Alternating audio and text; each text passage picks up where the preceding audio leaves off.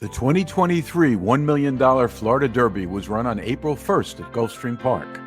The superstar favorite, Forte, was pitted against 12 talented competitors. Forte's unlucky draw was the 11th post position on a track with only a short distance to the first turn.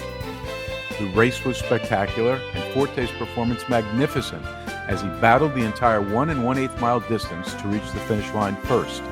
The historic ending is herein documented. And they're off in the Curlin Florida Derby. It was an excellent beginning for Forte. He'll be able to duck over some from his outside draw. Meanwhile, West Coast Cowboy firing through at the inside to take the early lead.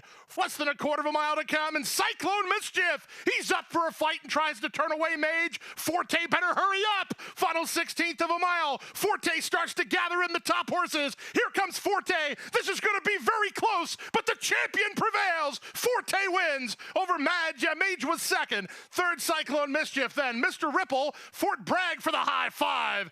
He gave you a scare, but he got it done. On to Louisville for Forte. And we now attend a post-race press conference with trainer Todd Pletcher, co-owners Mike Rapoli and Vincent Viola, and jockey Ired Ortiz Jr. Todd, a wide post, a little trepidation maybe going in. You really had to earn it today. Coming out of, what did you think of the performance? I thought in the end it was spectacular. Worried when the draw came out, didn't post a load. We know it's statistically a really big disadvantage going by when he appeared cultured. So I was concerned about that, but main thing we wanted to focus on, we talked to Ired before the race, is just stick to your game plan, keep riding like you've been riding. Let's not overthink the post too much. And thankfully the horse just got responding, and I think Ired rode a terrific race. He rode the race that he had to ride. It was the only option he had. Had to pan out pretty wide on the lead. But to me, what was the most impressive part was the last 100 yards. I mean, he came by me at the 8th pole, and he looked beaten. And then he would have told me at that point that he's going to win by a lead, of a zero correct ties. And he didn't do that. So it was a pretty impressive performance. Mike Rapoli, your thoughts, during the race and picking up on what Todd said, entering the far turn, really had to earn it today.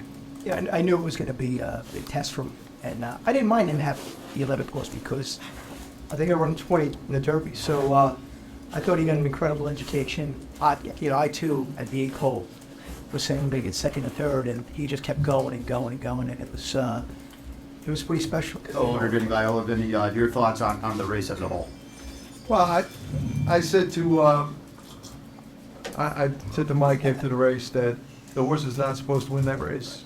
All things given, it was a dicey track, a really interesting field because there was a lot of type of horses there.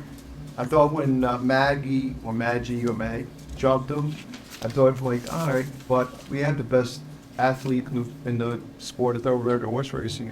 I read it to you. Well, Ired, you were The guy manufactured the wins. He manufactured. I thought you were talking about Forte. That's that. Well, the horse athlete, but he manufactured 4 to 6 lengths out of the horse, and the gallop out was just demonstrative. So if you're a horse race fan like myself, Mike, Todd, and Brady in the room, you witnessed a magnificent performance, a definitive performance. Thank you, Ired. Talk about the trip, but then digging in to run him down. We are in the pole position, waiting a first step. Nobody was worried about it today. He have a clean break, but still going to the first time I was too wide, so I said, there's no way make it on that one. So I have to take a hole and drop in, but I'll get go. They go on horse. When I go in and drop in, I was way back. I said, oh my gosh. Let's see. And then I just keep asking, he keep going. I said, man, I never give him a break. I went to the water pool and tried to wait as long as I can, riding with confidence. And like he said, it's a long stretch to reach 1 and 8. And he would jump on me. When he feel that horse, he jumped on the bed. I said, all right, now he gave me a great feeling. Like I have some horse. I said, beautiful. Now I where he goes, he did clear. He was there for me. He doesn't fall the credit. He's such a champion. He doesn't fall the credit. He helped him. What about the determination in the lane to run down a good horse that had opened up on you and it looked like he was screaming for extra ground today? Oh yeah, he did. He hit it once, and then I take my time with him because I feel on. If I hit again, he gonna get there. So it's a long stretch. Right into his stride. Now I hit a couple more times, and he give it to me. Like, he's responding so well, and he just go by him and keep it moving. So that's really nice. Todd, did you think they were going quick early? Were you okay with where he was? Maybe a little farther back than at least you anticipated? Yeah, I thought we were a little further back than we anticipated. I felt a little better after that close to the half mile out, but that was okay. But we talked about it, and we felt like usually in a race like this, you're able to really kind of envision the way the race is going to unfold because you're familiar with all the horses' form and their running styles. This race had such, a hodgepodge of horses, maidens, 6 furlong, horses never been long. So it was really sort of difficult to say, okay, this is the way the race should unfold. This is the way it want to be. So IRAD just had to kind of figure that out as the race unfolded. Yeah. When Mays went by, did you say, hey, I was in trouble here? I mean, he go by me so very nice. When he go by, he feel like he was running. He was running so. But in the same time, my horse gave me a great feeling. Like he jumped on the bait at that point. I take my time because I wasn't worried about it. I said, I got the whole stretch. I'm gonna get there. So I just then we give it the confidence on the time. He go by, now he's there clear. He did the rest. So is the difficulty of this race a good thing going into the Derby or a close-ness? Todd Butcher. Right now I think there's a lot of great things that happened today that are going to help us move forward. There was a crowded paddock, it was a loud fans in the paddock, a very extended post parade. A lot of things that worry you as it's playing out, but we're obviously going to encounter all of that at Churchill, so need the way to handle all that. Got on his toes, but in a good way, and maintain his composure. So I say all of that was good. As far as having a harder race than he had in the Fountain of Youth, everyone has different theories about that. Some people think you need a hard race before the Kentucky Derby. For me, I'll always take the easiest way, but we have 5 weeks. I just hope that the next 5 weeks are as good as the last 5 months have been for him. Todd, talk a little bit about that, the preparation to get here. Not really anything went drastically wrong to get. You mapped out a plan, it worked out perfectly. From your 2-year-old champion season to now 3 in the Florida Derby, really didn't miss a beat on the way here. No, I mean, it's one of those rare situations where, as a trainer, you kind of lay out an idea of how you want to prepare a horse for a certain schedule, and usually you're going to have to call some audibles along the way, and they're having with rain in the forecast or something. But literally, the training chart that I laid out when he came back in, literally every day is going according to plan. So, but he actually continue. Vinny, you've won the Kentucky Derby for us, both of you, and you've experienced it before. And your thoughts moving forward now with a horse like, so all things being equal, it is the favorite. And you and I talked about, what that could mean to the book, and partnered up together for a lot of nice horses. It would mean everything more than any other championship. You get it, right? We're never satisfied. We want to win all the time. But Andrew Manolo's family, Mike is family. I'm just very blessed. I mean, Mike manages our horses. He's a phenomenal horseman.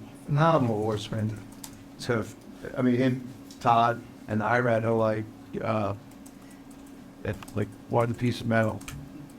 So I want to thank all 3 of you guys very sincerely. I have actually, I probably shouldn't say this, but I've seen more comfortable someone get to this derby than the last one. I don't know why. But it's because you're not nervous. Yeah, not nervous. I felt very confident. The horse ran today like you would expect, and frankly, he was both on the difficult editions. And so we have to be very optimistic about going. Now, having said that, we have a lot more people coming down to Kentucky, and I expect it. So, but I want the horse to win the Kentucky Derby for much more than I want the horse to win the Kentucky Derby to be my family.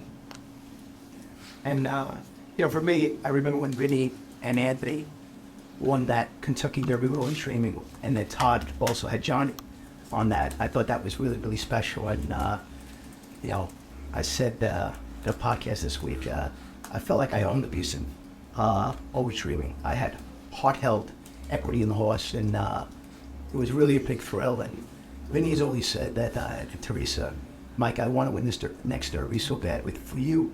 And I know he means it. Vinny, Teresa, me, Maria, it's a great partnership. I mean, Vinny puts a lot of faith, trust in my relationship with Todd and me working with Todd. And for someone who spends that much money with me, to have that trust, and I think there's two people that take that really serious to me. And Todd treats our money like it's his money. And we have that relationship. And I think, Todd and I, this is the first race in a while I've seen this guy more nervous than me.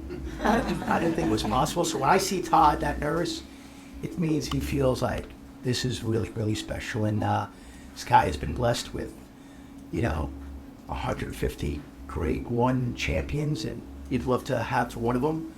And, I think that when I talk to Todd, knowing him for 15, 16 years, I think in his heart, he thinks that this one has a shot to be, in that top 1% of those 150. So it's pretty special. So when he gets nervous, I get nervous. Vinny has been hysterical because he's just like, calm, I do it, no problem, I'm feeling good.